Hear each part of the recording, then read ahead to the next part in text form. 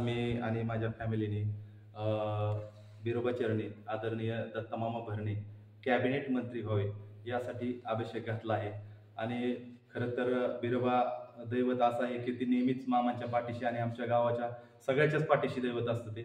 आणि गेल्या काही दिवसात मी, माझे सहकारी मित्र नितीन खरात, शेखर काटे आम्ही केदारनाथला 50 किलोमीटर पायी वारी करून मामांसाठी आमदारकीसाठी मागणी केली होती. तेही आमची पूर्ण झाली. केदारनाथांनी आमची ती मागणी पूर्ण केली.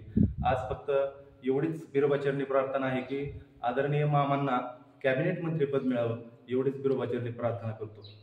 तुम्ही सिने अभिनेत्री आहात आणि तरी देखील तुम्ही राजकारणात इंटरेस्टेड वाटताय, नेमकं काय आहे?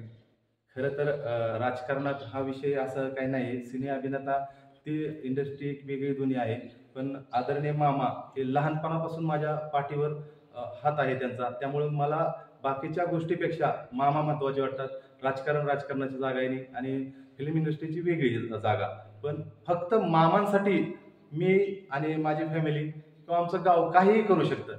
तसंच माझं मामावर वैयक्तिक एवढं प्रेम आहे की मी आज जो काय आहे ते फक्त आदरणीय दत्तमामा भरणेंमुळे आहे. त्यामुळे मला बाकीच्या गोष्टीची काय मतलब नाही. एकदम ओके झालं. ओके.